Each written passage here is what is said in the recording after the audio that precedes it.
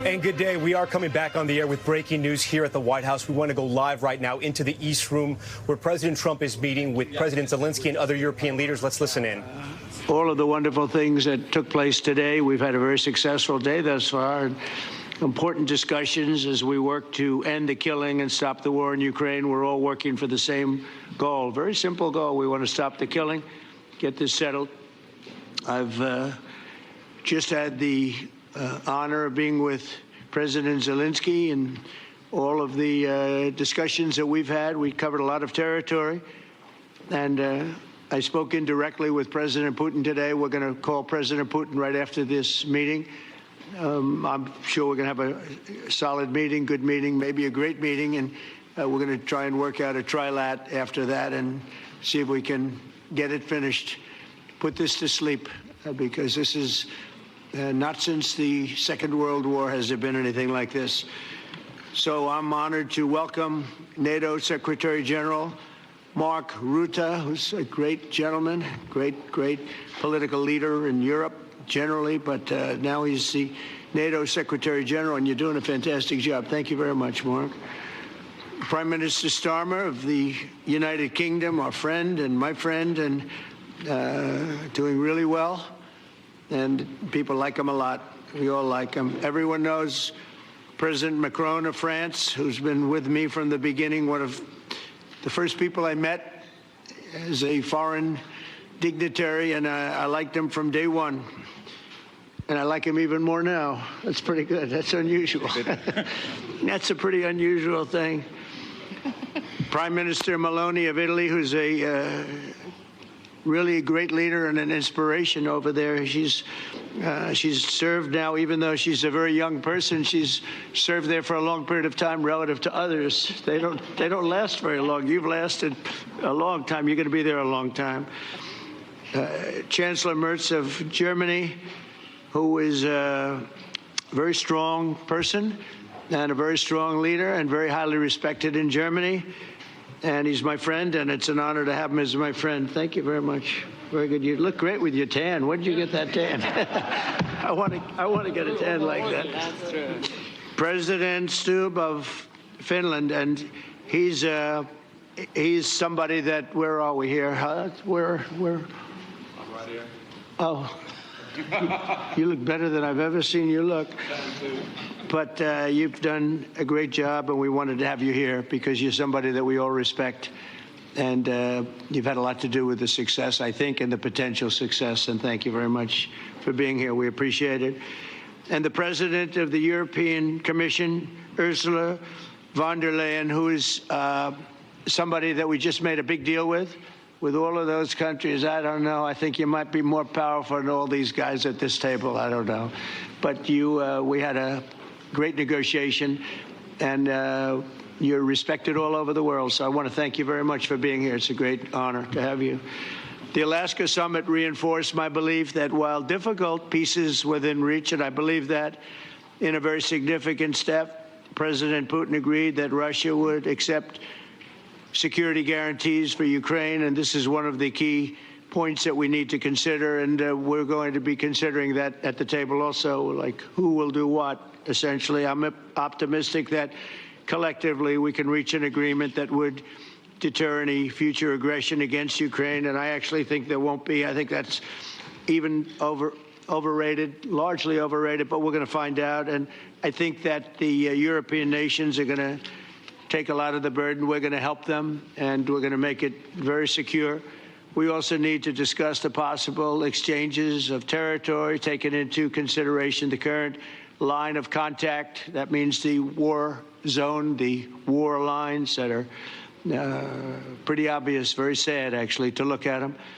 And negotiating positions. President Putin, also, you have President of Ukraine, who is you just met a little while ago, and we're going to try and get a three-party meeting, maybe as soon as we can. And I have a feeling you and President Putin are going to work something out. Ultimately, this is a decision that can only be made by President Zelenskyy and by the people of Ukraine working also together in agreement with President Putin. And I just think that's very good things are going to come of it. So I hope we have a good meeting. And if we can have a good meeting, I'll set up a meeting with President Putin. And if you'd like, I'll go to that meeting. And not that I want to do that, but I will do that because we want to save a lot of people from dying. A lot of people are dying, and we got to save them. We got to save it. 5,000, 6,000, 7,000 people sometimes a week. All of us would obviously prefer an immediate ceasefire while we work on a lasting peace, and maybe something like that could happen. As of this moment, it's not happening, but President Zelenskyy and President Putin can talk a little bit more about that. You know, in the 6 or so wars that we stopped, we haven't had a ceasefire. And so I don't know that it's necessary. You can do it through the war, but it would be, I like the ceasefire from another standpoint. You immediately stop the killing. But I believe a peace agreement at the end of all of this is something that's very attainable, and it can be done in the near future. With all of the wars that I got involved in, we only have this one left. Of course, as I walk out the door, there'll probably be a new one starting, and I'll get that stopped, too. But I thought this was going to be one of the easier ones. It's actually one of the most difficult. They're very complex. The next step would be for a trilateral meeting, and that will be worked out. And I just look forward to working and having a great result. We're going to spend a lot of time today talking about, and we're really honored you guys came over. I mean, these are the heads of major countries and respected all over Europe. And they speak for, largely, I think I should say, but pretty much for the other countries of Europe. And we will come to a resolution today, I think, on almost everything, including probably the security. And that's pretty much the story. I'd like to say, Mr. President, would you like to say something? You have the media. If you want, you could come over and you could stand, you could use mine, or you could just turn around, whichever you feel comfortable with. Thank you so much. I can speak without microphone. Thank you so much. I think that we had very good conversation with President Trump. Very good. And it really was the best one. Or sorry, maybe the best one will be in the future. But it was really good. And we spoke about very sensitive points. The first one is security guarantees. And we are very happy with President that all the leaders are here, and the security in Ukraine depends on the United States and on you and on those leaders who are with us in our hearts. They have been online before yesterday, and etc. So a lot of countries on the side of Ukraine, our people, and all of us want to finish this war, stop Russia, and stop this war.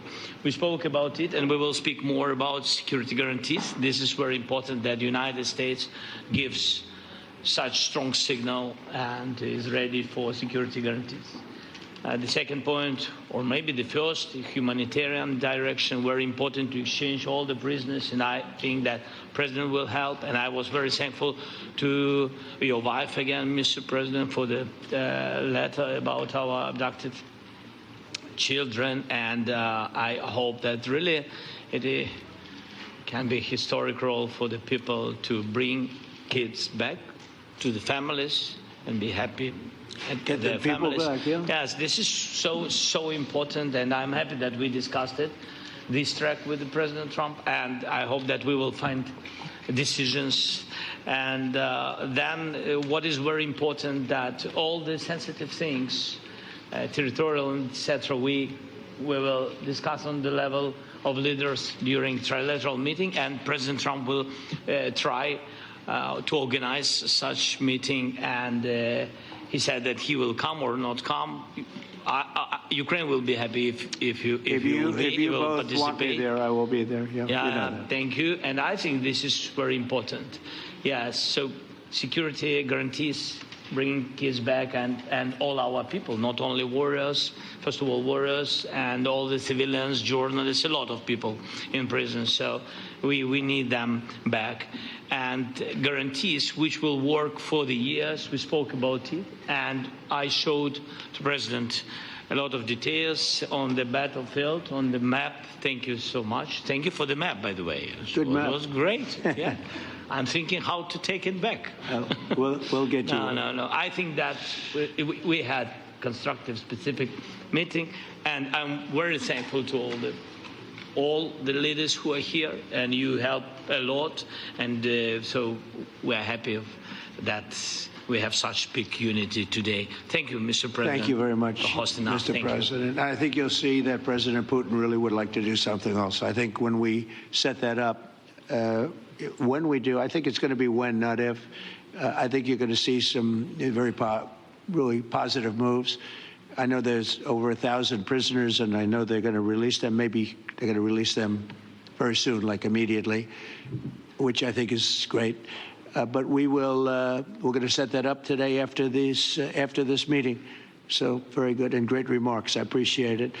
Mark, as head of NATO, maybe you could say a few words, please. Yes, I will be very brief. I really want to thank you, President of the United States, dear Donald, for the fact that you, as I said before, broke the deadlock, basically, with President Putin by starting that dialogue. And I think it was in February that you had the first phone call. And from there, we are now where we are today. And that is, I think, if we play this well, we could end this. And we have to end this. We have to stop the killing. We have to stop the destruction of Ukraine's infrastructure. It is a terrible war. So I'm really excited. And let's make the best out of today and make sure that from today onwards, we get this thing to an end as soon as possible. I really want to thank you for your leadership, what you are doing for Volodymyr, but of course also all the European colleagues. It is really crucial. And the fact that you have said, I'm willing to participate in the security guarantees is a big step. It's really a breakthrough, and it makes all the difference. So also thank you for that. Well, NATO also has agreed from 2% to 5%, which is something that is a massive amount of money. And it's 2% that wasn't always paid to 5% that is paid. That's a big difference. And so we appreciate that. That was a great move. Thank you very much. Ursula, maybe on behalf of the Commission, you could say a couple of words. Yes. Thank you very much. It's a pleasure to be here. And it's a very important moment. Indeed, we are here, Europeans, as friends and allies. We had a fantastic NATO summit. Together as the two largest and biggest economies in the world, we had the largest trade deal ever agreed. And now we are here to work together with you on a just and lasting peace for Ukraine. Stop the killing. This is really our common interest, stop the killing. And indeed, it's very good to hear that we're working on the security guarantees, Article 5 lies security guarantees, so important. But I want to thank you also that you mentioned the thousands of Ukrainian children that have been abducted. And as a mother and grandmother, every single child has to go back to its family. This should be one of our main priorities also in these negotiations, to make sure that the children come back to Ukraine, to their families. Thank you. And we did. I was just thinking we're here for a different reason, but we just a couple of weeks ago made the largest trade deal in history. So that's a big thing, and congratulations. That's great. Thank you very much, Ursula. Mr. Chancellor from Germany, a very great leader. Mr. President, Please. dear Donald, many thanks for having us today. I think this is extremely helpful that we are meeting and hearing that the two of you are having such a good meeting today here in Washington. The next steps ahead are the more complicated ones now. The path is open. You opened it last Friday. But now the way is open for complicated negotiations. And to be honest, we all would like to see a ceasefire, the latest from the next meeting on. I can't imagine that the next meeting would take place without a ceasefire. So let's work on that, and let's try to put pressure on Russia, because the credibility of these efforts we are undertaking today, are depending on at least a ceasefire from the beginning of the serious negotiations from next step on. So I would like to emphasize this aspect and would like to see a ceasefire from the next meeting, which should be a trilateral meeting wherever it takes place. Well, we're going to let the president go over and talk to the president, and we'll see how that works out, and if we can do that. I will say, and again I say it, in the 6 wars that I've settled, I haven't had a ceasefire. We just got into negotiations, and they One of the wars was, as you know, in the Congo was 31 years long. Another one that we settled last week with two great countries was 35 years going on, and we had no ceasefire. So if we can do the ceasefire, great. And if we don't do a ceasefire, because many other points were given to us, many points were given to us, great points. Please, Georgia, go ahead. Well, thank you very much, Donald, Mr. President, for hosting us today in this important meeting. And I think it is an important day, a new phase, after 3 years and a half that we didn't see any kind of sign from the Russian side that there was a willing for dialogue. So something is changing, something has changed, thanks to you. Thanks also to the stalling in the battlefield, which was achieved with the bravery of Ukrainians and with the unity that we all provided to Ukraine. And the reason why I mention it is that we also have to remind that if we want to reach peace and if we want to guarantee justice, we have to do it united. So that's why it's a very good day, the one we are in. You can obviously count on Italy as it was from the beginning. We are on the side of Ukraine, and we do absolutely support your efforts towards peace. We will talk about many important topics. The first one is security guarantees, how to be sure that it won't happen again, which is the precondition of every kind of peace. I'm happy that we will discuss about that. I'm happy that we will begin from a proposal, which is the, let's say, Article 5 model, which was Italian at the beginning. So we are always ready to bring our proposals for peace, for dialogue. It's something we have to build together to guarantee peace and to defend the security of our nation. So thank you, Mr. President, for hosting us. Thank you very much. Emmanuel? Thank you, Mr. President, for organizing this meeting and for your commitment. And everything was said, but I just have to say here, everybody around this table is in favor of peace. And we work very hard, and we've worked very hard during the past few years to have a peace which is a robust and long-standing peace. This is why the idea of a trilateral meeting is very important, because this is the only way to fix it. And by the way, I think as a follow-up, we would need probably a quadrilateral meeting, because when we speak about security guarantees, we speak about the whole security of the European continent. And this is why we are all united here with Ukraine on this matter. In order to organize such a trilateral meeting, your idea to ask for a truce or a ceasefire, at least to stop the killings, as we discussed, is a necessity. And we all support this idea. And in order to have such a long-standing peace for Ukraine and for the whole continent, we do need the security guarantees. And the first one is clearly a credible Ukrainian army for the years and decades to come. And the second one is our own commitments, all of us. And we worked very hard during the past few months among the coalition of the willings, with the support of NATO, to build the different pillars of security guarantees and our commitments. And you can be sure that the Europeans are very lucid about the fact that they have their fair share in these security guarantees for Ukraine, but their own security is clearly at stake in this situation. So you can count on us, as we can count on you, in order to deliver this robust peace for both Ukraine and Europe. Thank you very much, Emmanuel. Mr. Prime Minister. Thank you very much, Mr. President, and thank you for hosting us here. Can I start where Emmanuel started, which is we all want peace.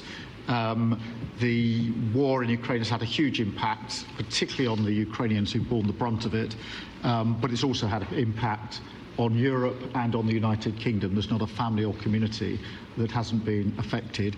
And when we talk about security, we're talking about the security not just of Ukraine, we're talking about the security of Europe and the United Kingdom as well, which is why this is such an important issue. I think this is such an important meeting. As a group, I think we've had a discussion on the phone a number of times, Mr. President, but be able now to be around the table to take it forward. And I really feel that we can, I think, with the right approach this afternoon, make real progress particularly on the security guarantees, and your indication of security guarantees of some sort of Article 5 style guarantees fits with what we've been doing with the Coalition of the Willing, which we started some months ago, bringing countries together and showing that we were prepared to step up to the plate when it came to security. With you coming alongside, the US alongside what we've already developed, I think we could take a really important step forward today. A historic step, actually, could come out of this meeting in terms of security for Ukraine and security in Europe. I also feel that we can make real progress towards a just and lasting outcome. Obviously, that has to involve Ukraine, and a trilateral meeting seems the sensible next step. So thank you for being prepared to take that forward, because I think if we can ensure that that is the progress out of this meeting, both security guarantees and some sort of progress on trilateral meeting of some sort to bring some of the difficult issues to a head, then I think today will be seen as a very important day in recent years in relation to a conflict which has gone on for 3 and a bit years, and so far nobody's been able to bring it to this point. So I thank you for that. Well, thank you very much. And, you know, it's very interesting because this is the first for the White House. You can't say that very often.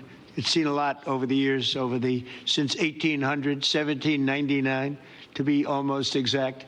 But this is the first where we've had so many prime ministers, presidents, the heads of European nations. And by the way, Alex, I'd like you to say a couple of words, too. You're a young, powerful man. Before I finish up, I want you to say a couple of words. Go ahead.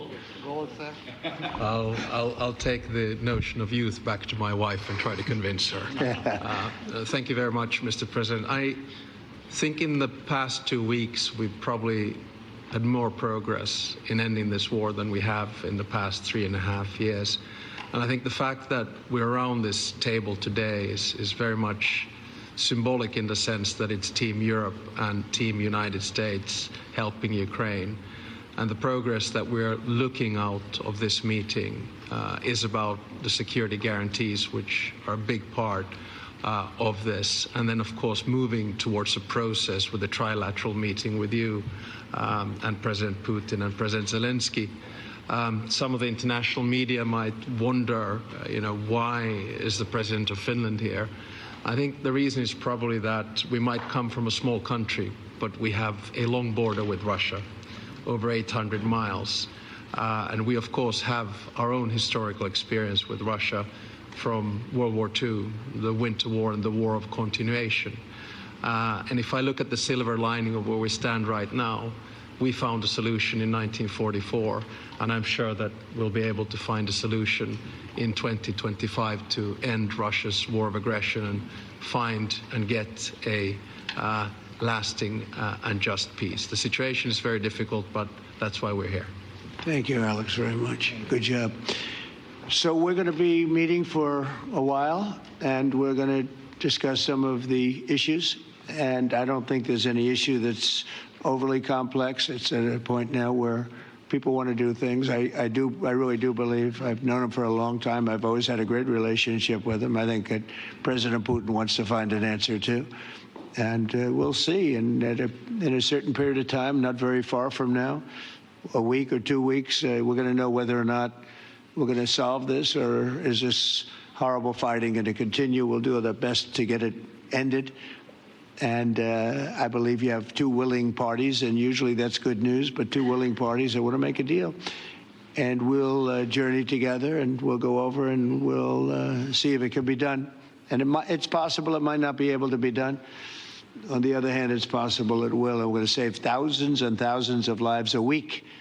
And so it's something we really have to do. And, or at least we have to give it our best. It's all you can do. You can give it your best. But I think we may have a very good outcome. So I want to thank you all. And the media, I want to thank you. We're going to be staying here for a little while. Then we're going to walk over to the Oval Office. And we're going to have another little discussion about similar matters. And then they're going to go home to their great countries and report. And I'm going to remain here and work, and you're going to go and work. We're all going to be working. We may be in a different location, but that's what we know how to do is work. But I want to thank the media. Has been actually very fair, generally speaking, very fair. I think it's important that they're fair because this is a very important subject. We have to get it ended. And so that's all we ask for is fairness with the media. Thank you all very much. Appreciate it. Thank you very much.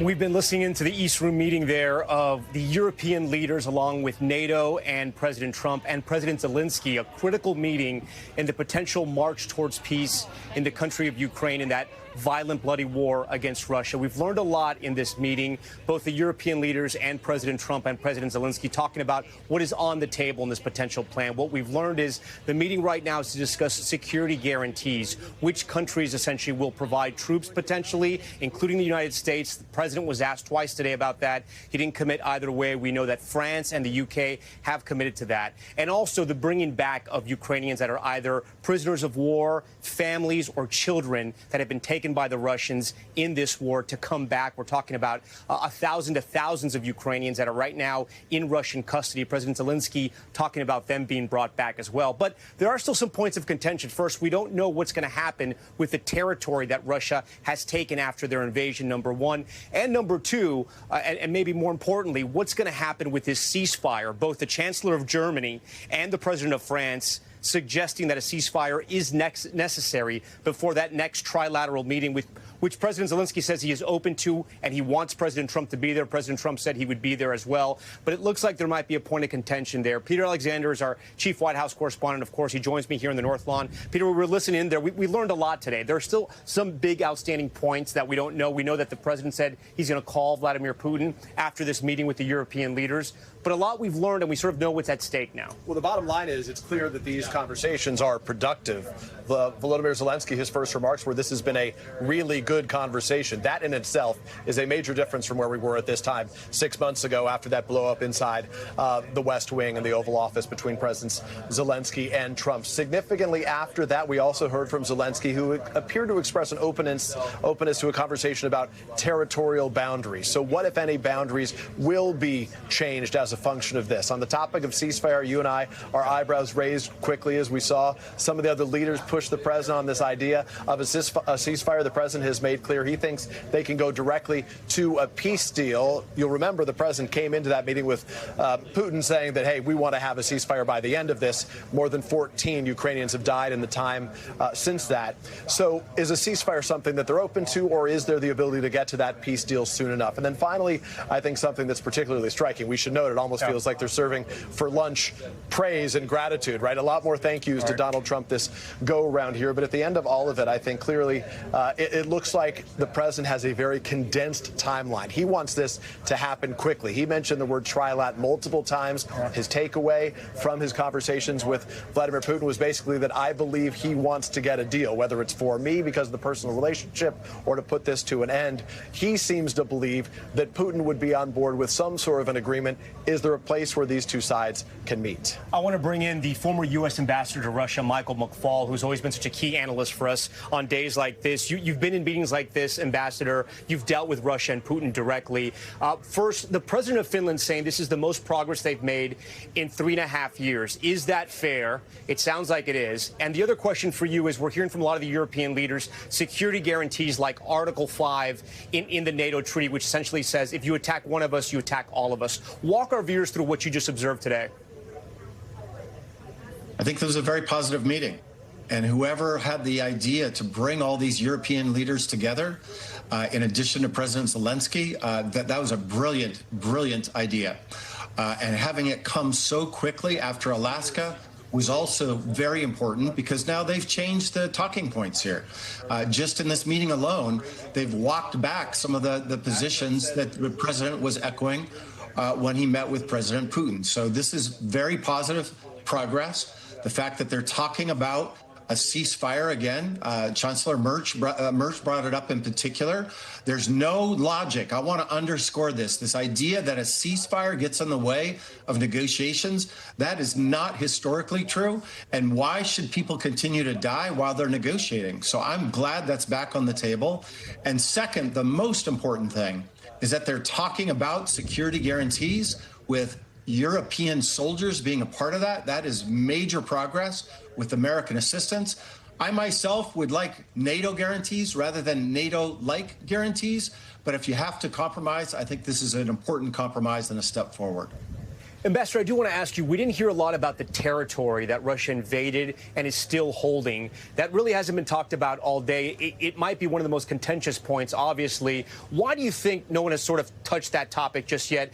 President Zelenskyy briefly mentioned it, but we still have no details about what exactly gets split up and if indeed there is a new Russia border.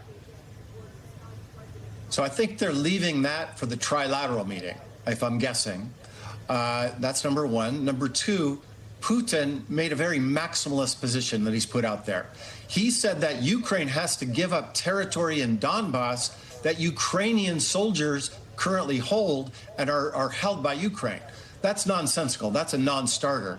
And so I think the hope is that once they begin to talk, they'll get rid of that idea, but then talk seriously about some kind of there'll never be a swap for Ukraine. I want to underscore that. They'll never say this is part of Russia, but could they agree to unification only through peaceful means, which would be de facto that would be Russian territory?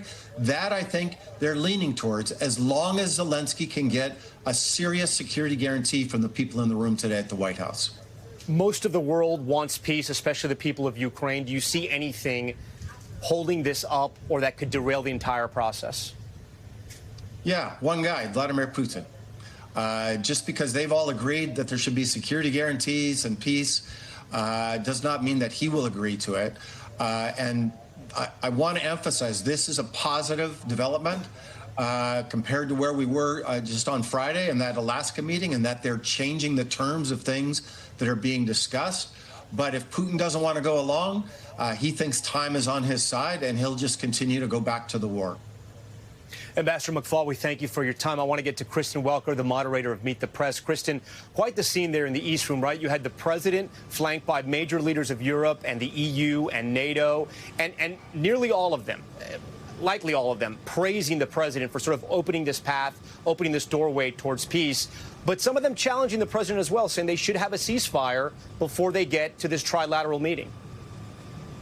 Well, Tom, that's right. First of all, to the fact that you have all of these European leaders gathered in the East Room of the White House, it's just an extraordinary scene, and it underscores the fact that for these leaders, they see Ukraine's security as being essential to their security. When I have had the opportunity to interview President Zelenskyy, one of the big arguments he makes, Tom, is that this is not just about Ukraine. He believes that President Putin is eyeing going into other countries. So he believes that stopping him in Ukraine is a part of protecting the broader security of Europe. And then to your point about a ceasefire, I have to tell you, in talking to Ukrainian and European officials ahead of this meeting, they all signaled this was going to be a key focus, that they were going to raise this issue again because they see it as fundamental. Why should Vladimir Putin be able to continue the killing? They say while they're having these discussions, they say it's not conducive